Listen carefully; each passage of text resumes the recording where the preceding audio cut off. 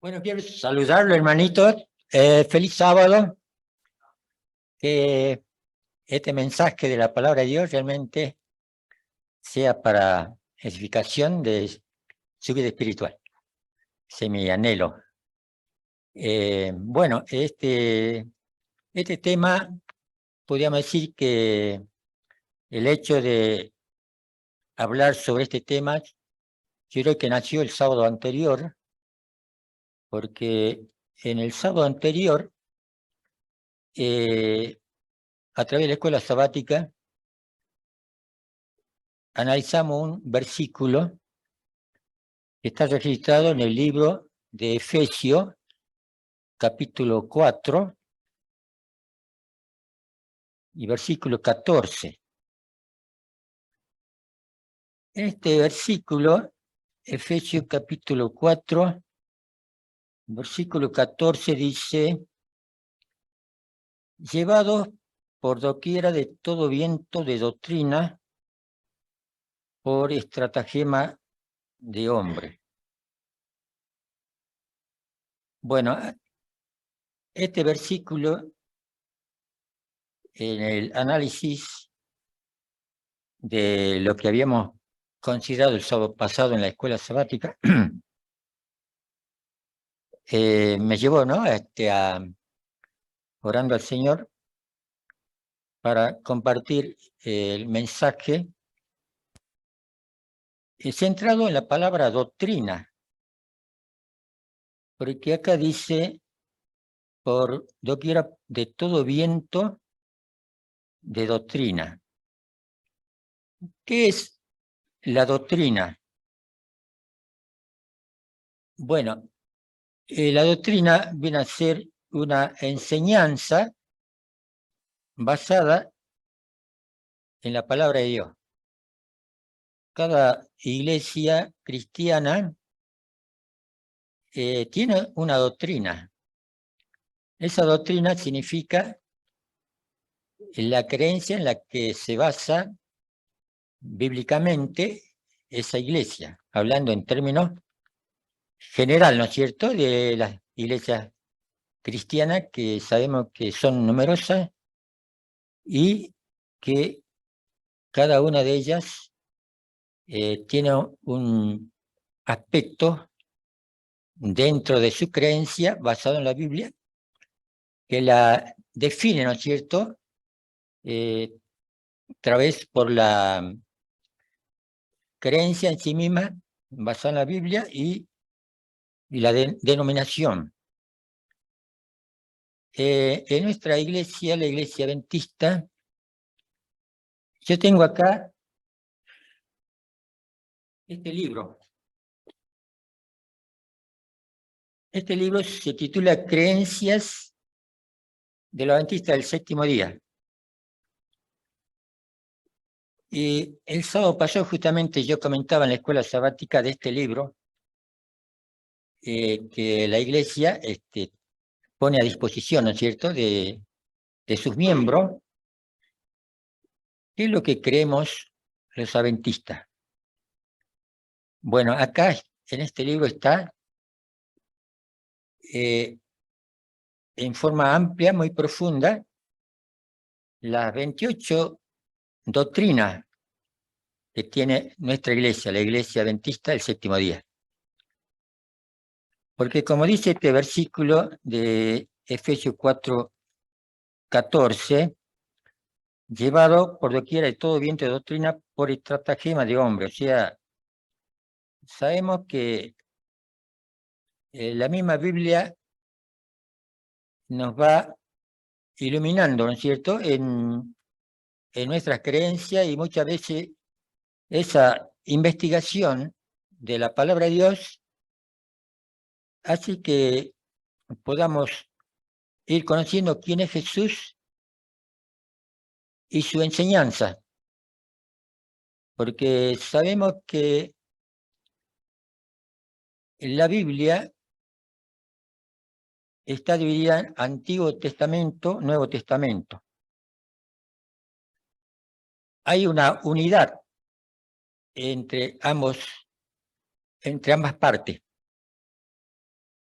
y a través de esa investigación de nuestra creencia, vamos ubicándonos en esa realidad de ese fundamento, como dijo San Pablo, yo sé en quién he creído. Porque él, al decir esta palabra, San Pablo estaba en un terreno, como dice Jesús, basado en la roca. En la roca, o sea, la roca representa algo sólido, algo que se mantiene, algo fuerte, ¿no es cierto? Entonces, Jesús representa esa roca y conocer a Jesús es la que nos permite que ese conocimiento, como dijo Jesús en San Juan 5:39, él dijo, escudriñad la Escritura, porque a vosotros parece que tenéis la vida eterna y ellas son la que dan testimonio de mí. O sea, esa invitación tan importante que Jesús nos hace, por eso para mí la escuela sabática es algo muy elemental dentro de la organización de la Iglesia Adventista.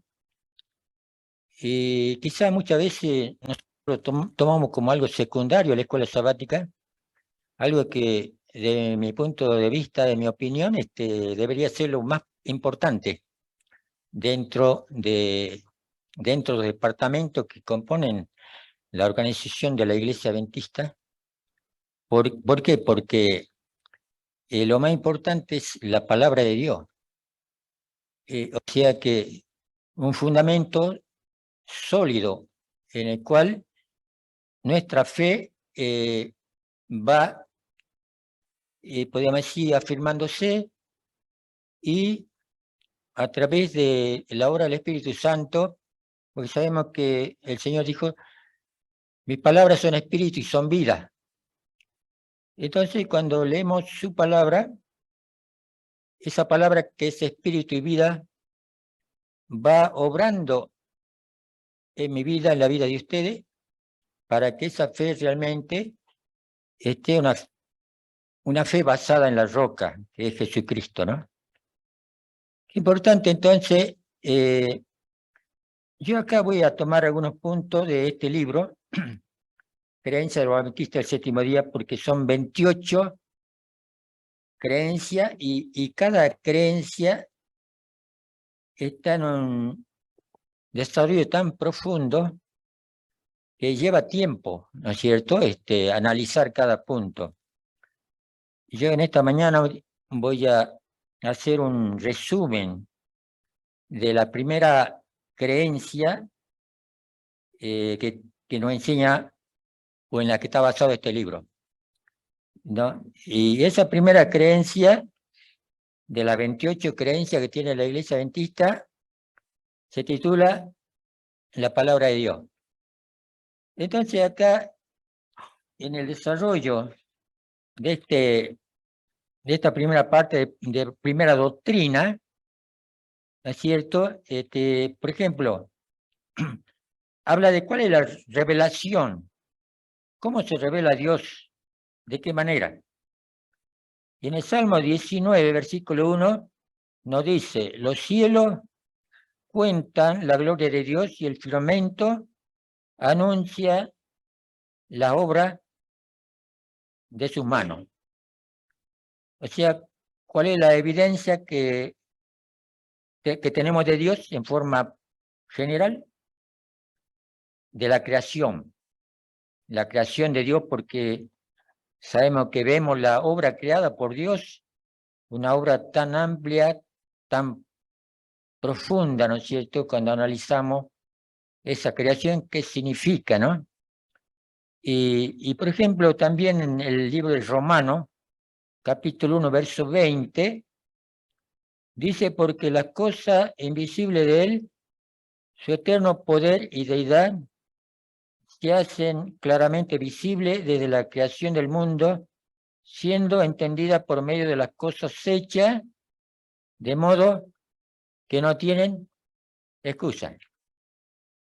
Mire, entonces, cómo Dios, una evidencia de la revelación de Dios, bíblicamente a través de estos versículos que nos dan esa de reconocer, ¿no es cierto?, a Dios como creador. Porque sabemos que el ser humano muchas veces, cuando no conoce la palabra de Dios, bueno, por supuesto, el primer reconocimiento es como que la Biblia, la vida es algo circunstancial. No hay un análisis, ¿no?, profundo acerca de, empezando por mi vida, por quién soy, de dónde vengo, hacia dónde voy. El ser humano, no, al ignorar, ¿no es cierto?, que Dios es el creador, realmente no hay una definición, un blanco hacia el cual avanzar, ¿no es cierto? No hay algo que te marque hacia dónde estás avanzando. En cambio, cuando Dios se revela a través del Espíritu Santo, a través de su palabra, sabemos de dónde venimos y hacia dónde vamos y por qué estamos acá. ¿Cuál es esa realidad, ¿no es cierto?, de nuestra existencia. Por ejemplo, acá dice, la doctrina cristocéntrica cumple 3 funciones evidentes. Primero, edifica la iglesia. Segundo, preserva la verdad. Y tercero, comunica el evangelio en toda su riqueza. Vemos 3 aspectos tan importantes con respecto a la doctrina cristocéntrica. Ese propósito que va más allá, dice, de una mera creencia. Por medio del Espíritu Santo, las creencias cristianas se convierten en obras de amor.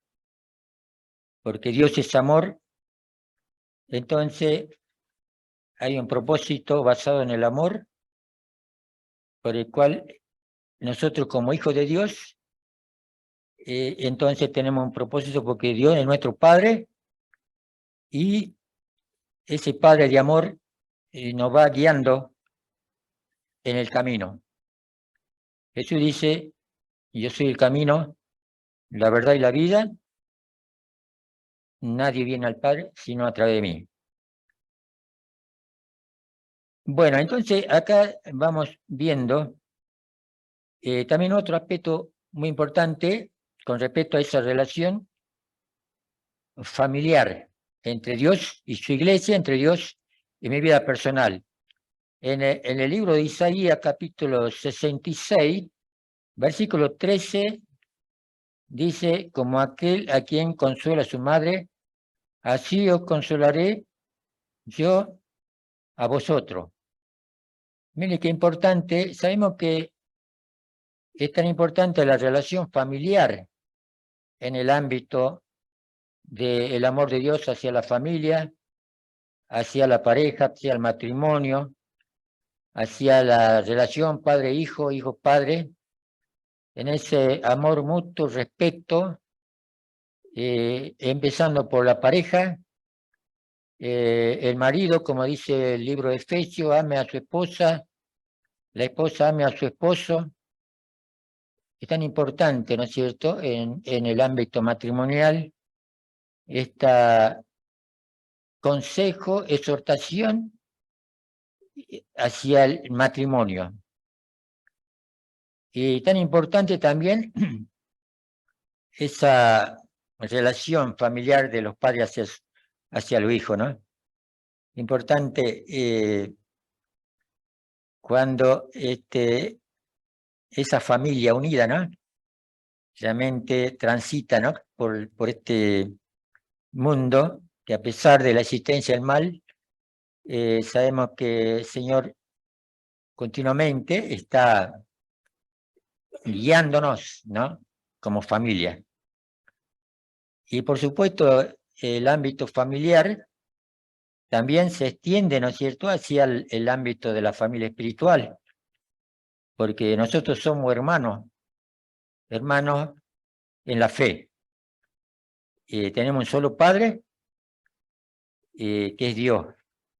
Entonces, somos una familia numerosa, una familia mundial que está en todas partes, y sabemos que la exhortación a la unidad es también tan repetida, ¿no es cierto?, en el ámbito no solo de la familia, en el entorno del hogar, sino también la unidad en el entorno de la iglesia, que por supuesto la Iglesia Adventista en la Organización Mundial sabemos que representa esa importante realidad que es la unidad, ¿no es cierto?, la unidad de preocuparnos uno por los otros, porque sabemos que la enseñanza de Jesús, cuando Él dice, yo soy el buen pastor y conozco mis ovejas, y mis ovejas me conocen. Ahí está hablando de esa función, ¿no es cierto?, de la iglesia y Jesús como el buen pastor, ¿no es cierto?, que las pastorea, ¿no es cierto?, las lleva por donde pueden estar bien en cuanto a la comida y a todas las necesidades que tiene ese rebaño. Todo eso es parte, ¿no es cierto?, de la obra de amor a la cual hemos sido llamados. La palabra de Dios también habla acerca de la revelación a través de la Biblia. En Hebreos capítulo 1, versículo 1 y 2, habla de que en el pasado Dios habló de muchas maneras a nuestro Padre a través de los profetas. Y en estos postreros tiempos no ha hablado por el Hijo. O sea que acá vemos esa revelación que primeramente habíamos visto a través de la creación de Dios, y ahora la revelación a través de su palabra, que por una parte habla de los tiempos pasados, que podríamos referirnos a los tiempos del Antiguo Testamento, y los tiempos modernos a través de Jesucristo, ¿no es cierto?, el Nuevo Testamento, y a través de los apóstoles comenzando, ¿no es cierto?, esa trayectoria de Jesús en su ministerio como Hijo de Dios, Emmanuel, Dios con nosotros, Dios tomando la naturaleza humana para revelarse a sí mismo, ¿no? Porque Él dijo, el que me ha visto a mí, ha visto al Padre. Vemos esa revelación del Padre a través del Hijo, que vivió entre nosotros y a través de un corto tiempo, 3 años y medio de ministerio, comenzando del su bautismo en el río Jordán por Juan el Bautista y continuando luego cuando fue llevado al desierto para ser tentado por el diablo. ¿Y cuál era su respuesta en esa tentación? Y él dijo, por ejemplo, no solo de pan vive el hombre, sino de toda la palabra que sale de la boca de Dios. Ahí hay una remisión, ¿no es cierto?, a la palabra de Dios con respecto a esa situación que le tocó vivir en esa tentación. Y así vemos que la palabra de Dios tiene tanta importancia para nosotros, los cristianos, para cimentar nuestra fe. San Juan capítulo 17, versículo 3, dice, esta es la vida eterna, que te conozcan a ti, el único Dios verdadero, y a Jesucristo, a quien has enviado.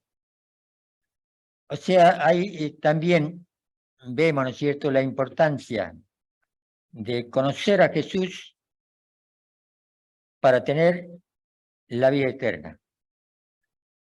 Y sabemos que hablando de los apóstoles, de los profetas, y la evidencia, ¿no es cierto?, que era palabra de Dios, cuando usted analiza los libros del Antiguo Testamento, los diferentes profetas siempre lo llevan a Dios, como que es el origen del mensaje que ha sido dado a ellos para que ellos escribieran los libros que escribieron y de esa manera se conformara, ¿no es cierto?, el Antiguo Testamento, como evidencia, ¿no es cierto? Y otro aspecto tan importante es el Nuevo Testamento y la unidad que hay entre el Antiguo Testamento y Nuevo Testamento. Porque Jesús, en su palabra, él remite, ¿no es cierto?, ciertas circunstancias de su enseñanza, de su vida personal y lo lleva al Antiguo Testamento, como confirmando, ¿no es cierto?, ese hecho que habló en el Antiguo Testamento algún profeta. Por ejemplo, está, ¿no es cierto?, el hecho de hablar de Jonás. Jonás fue un siervo del Señor que primeramente se rehusó a cumplir el mandato del Señor de ir a predicar a Nínive. Y entonces dice el relato que vino un fuerte huracán en el mar y los marineros realmente estaban preocupados por su vida, y entonces ahí entra el testimonio de Jonás, que él dice, por mi culpa está esta situación, y entonces pidió que le echen al mar. Y después de unas largas circunstancias de no cumplir con ese pedido, finalmente, estos hombres marineros, ante esa situación, vemos que lo echaron al mar y el mar se calmó. Vemos que finalmente este profeta llevó a cabo, ¿no es cierto?, el pedido que el Señor le había hecho en un comienzo, ¿no?, de ir a predicar a Nínive, y vemos los grandes resultados de esa obra, ¿no es cierto?, como toda la ciudad de Nínive dice que se convirtió, ¿no es cierto?, qué maravilla del poder de Dios, ¿no?, cuando sus hijos cumplen, ¿no?, con ese mandato de llevar su palabra, ¿no?, en la palabra de, como es el mensaje de San Juan el Bautista, que el mensaje estaba basado, ¿no es cierto?, en que las personas se arrepientan de su pecado.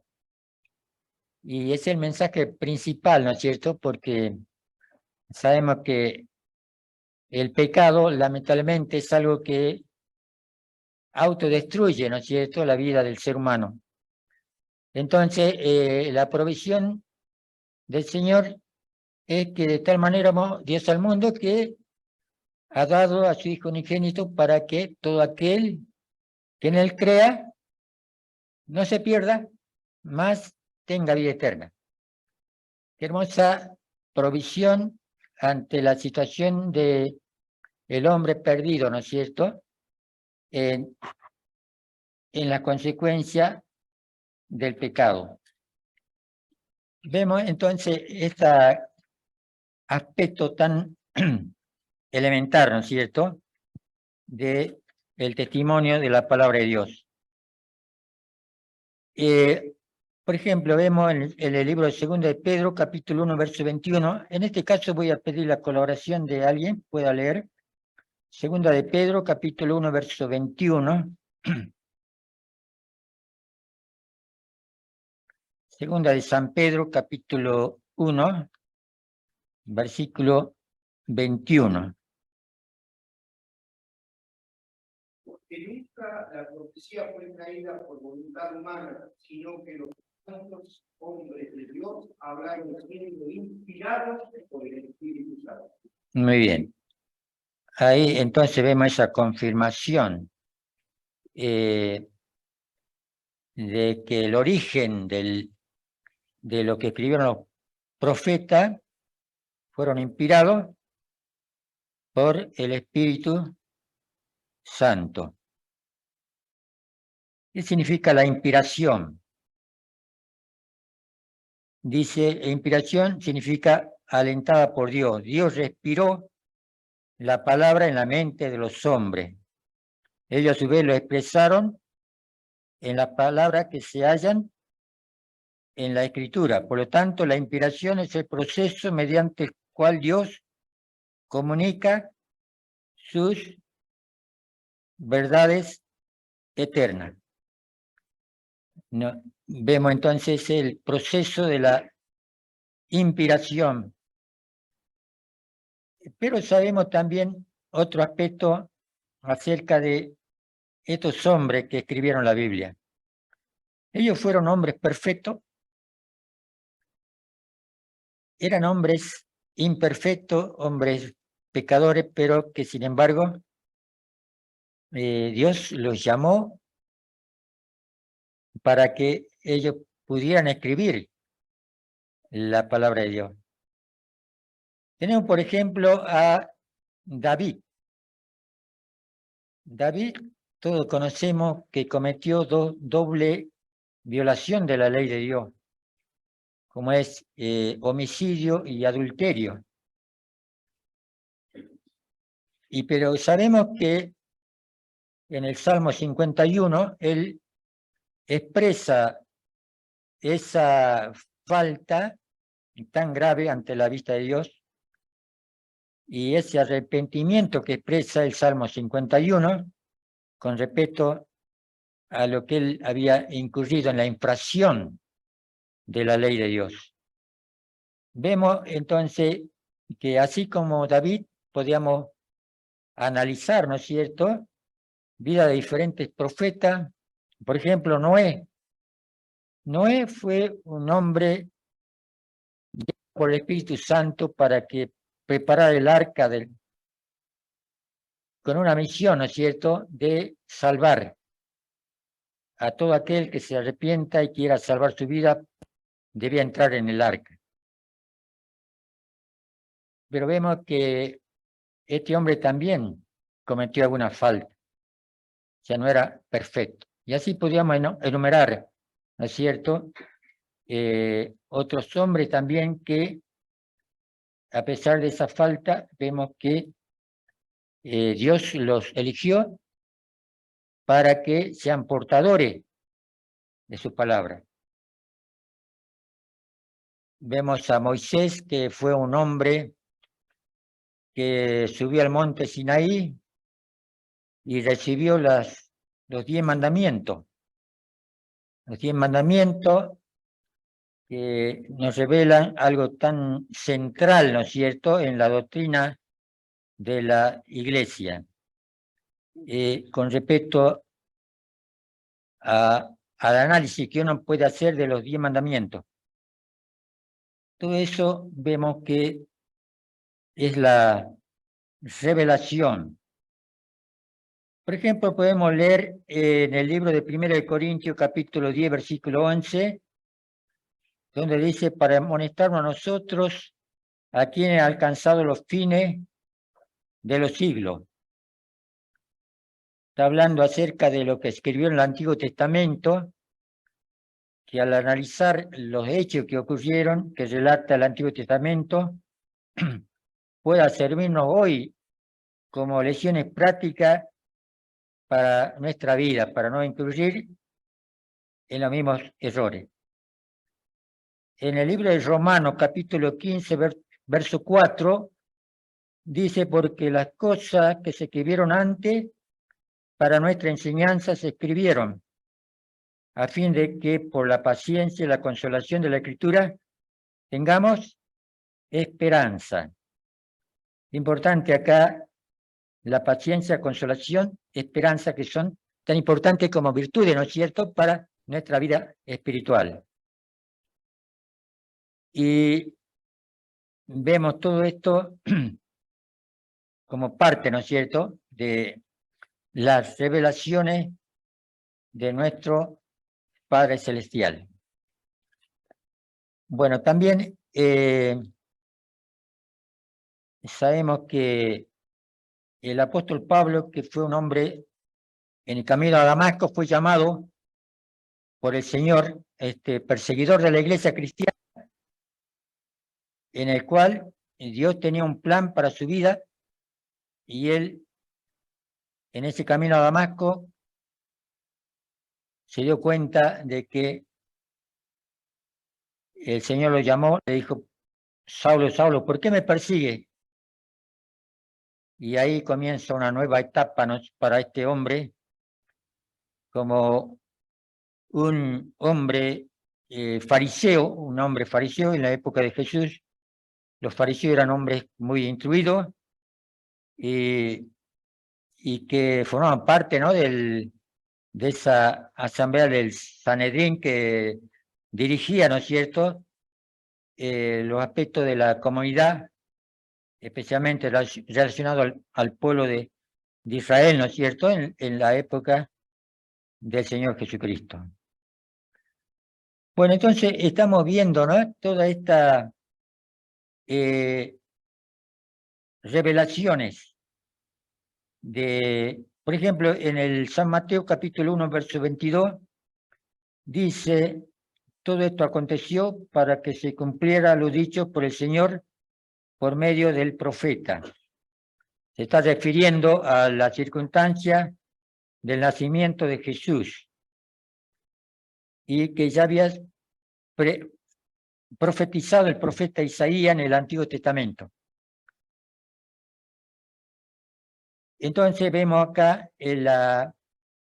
esa revelación tan importante, inspirada por el Espíritu Santo, para que nosotros hoy podamos creer, ¿no es cierto?, creer en una evidencia tan clara acerca de los planes y propósitos de Jesús para su iglesia y para la vida personal de cada uno de nosotros.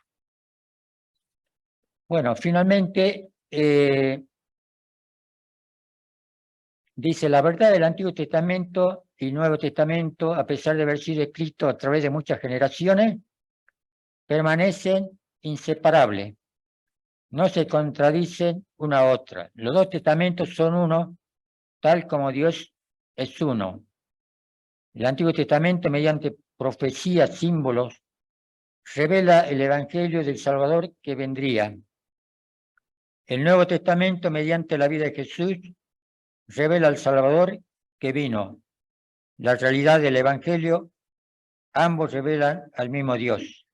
El Antiguo Testamento sirve como fundamento del Nuevo, provee la clave para abrir el Nuevo, mientras que el Nuevo explica los misterios del Antiguo Testamento. Importante entonces la unidad de estas dos partes, ¿no es cierto?, de la Biblia, inspirada por el Espíritu Santo. Finalmente vamos a leer en 2 Timoteo capítulo 3, versos 16 y 17, donde dice: toda la Escritura es inspirada por Dios y útil para enseñar, para redarguir, para corregir, para instruir en justicia, a fin de que el hombre de Dios sea perfecto, enteramente preparado para toda buena obra. Bueno, con ese propósito Dios nos llamó, ¿no es cierto? Qué hermoso que el amor de Dios se manifestó a través de la revelación de todo esto que hemos venido analizando. Que el Señor los bendiga y el Espíritu Santo siga iluminando sus vidas, su familia, y mi deseo y mi oración. Amén.